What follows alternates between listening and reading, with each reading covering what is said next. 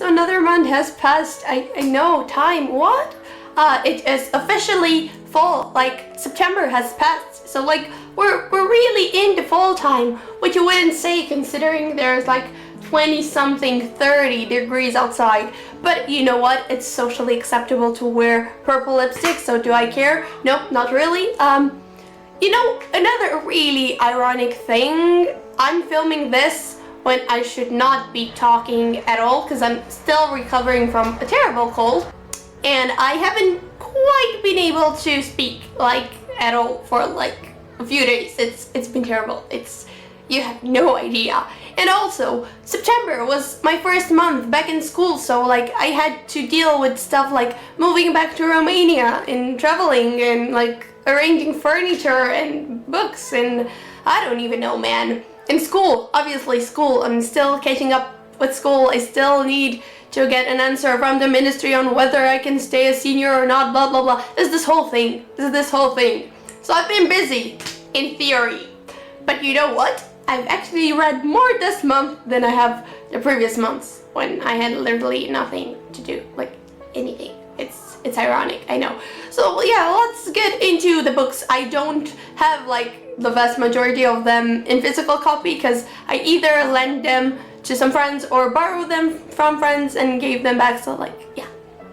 Ignoring the very first book that I finished this month but didn't start this month, and like, it's The Song Will Save Your Life by Layla Sales, about which I talked in my previous wrap-up, so I'll link that down below if you want to check it out.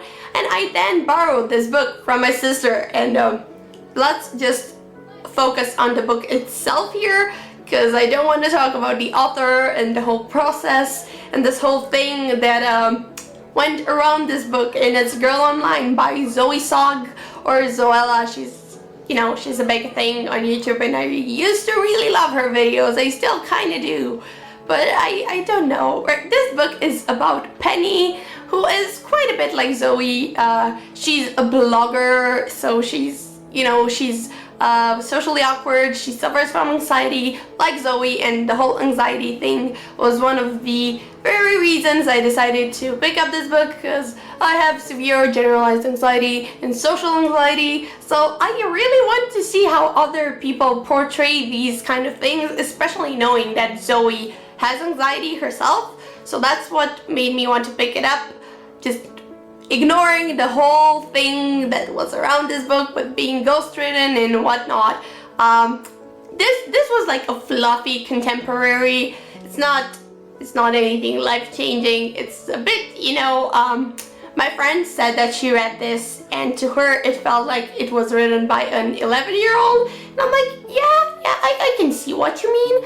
But I wasn't expecting it to be anything amazing or, it's a book written by a YouTuber who, you know the thing about YouTubers and books. So, it was alright. It was funny. I liked it.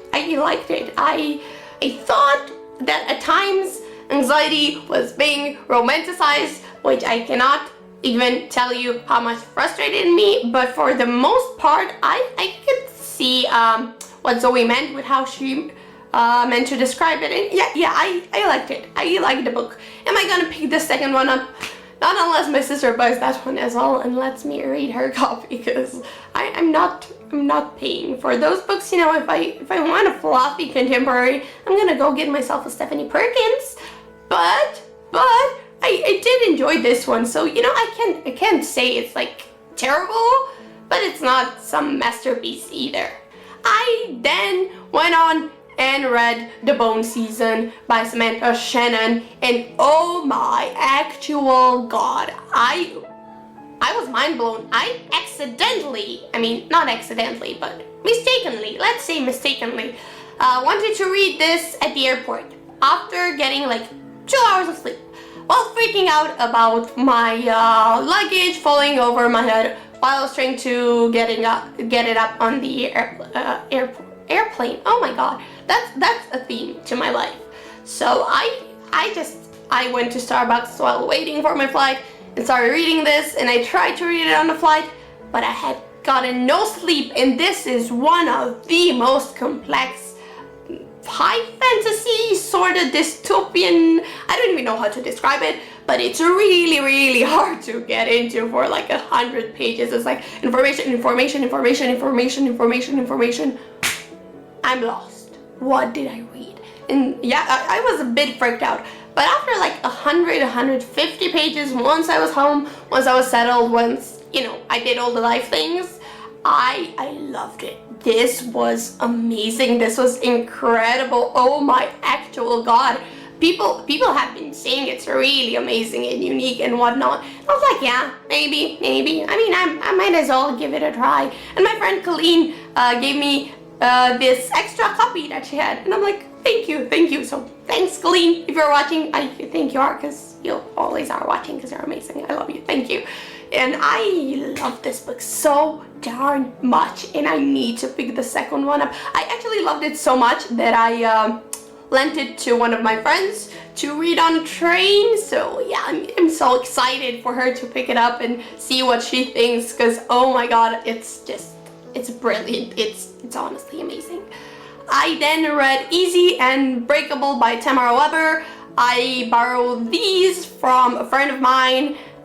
They're contemporaries. They deal with sexual assault in, yeah, they're slightly darker. They're romancy. The first one is from the perspective of the girl, while the second is from the perspective of the guy, and you also get some flashbacks of how he was before he met the girl, and I don't know. They're alright. I gave them like 3.5 stars as well. I liked the guy. I mean, I have a thing for nose rings and just like face rings in general, as you can see, and tattoos.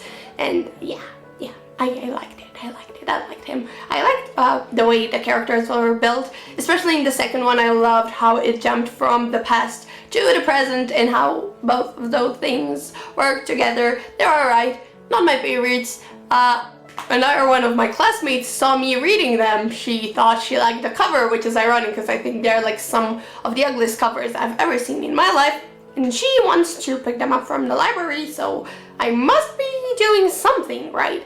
I then picked up a graphic novel comic thing. I'm really into digital comics, okay? So I'm into blue as well, as you can tell. So I picked up Blue is the Warmest Color.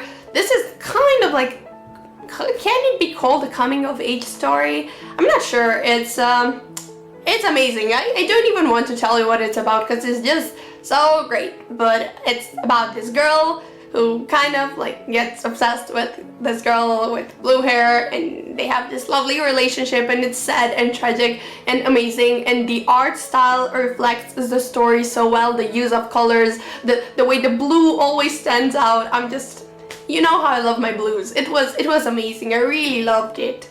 And then I started The Girl with All the Gifts by M.R. Carey. I borrowed this one from my sister as well. So thank you, sister, you're amazing. I didn't finish it this month, but you know, like, oh, of course I hit myself in the face with the book.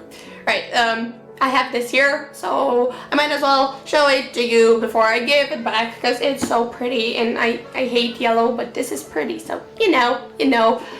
This is fantastic. It kind of gave me the Maze Runner series feels, but it's completely different. It's just the world kind of clicked a connection for me, and just let me read you the back. I don't usually do this, but this is what made me want to pick up this book when Regan from Paris Project read it ages ago in some video, and so I saw it, told my sister, yo, read the back, you're gonna want that, and so she did. So every morning Melanie waits in her cell to be collected for class. When they come for her, Sergeant Parks keeps his gun pointing at her while two of his people strap her into the wheelchair.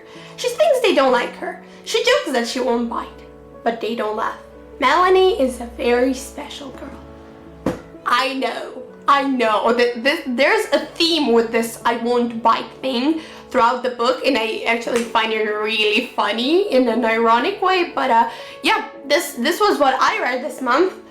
And at the very beginning of October, because I finished The Girl with All the Gifts on October 3rd, according to Goodreads. And I need to finish this, because I need to meet up with a friend and yeah, I need to go get dressed and whatnot. Please do share what you've read this month, if you've read any of these books, if you want to read them, and yeah, have an incredible October. I love October. Please let me know if you're reading anything Halloweeny this month, because I don't know, I love October. I love reading. Life's good again. I'm gonna see you later. Bye.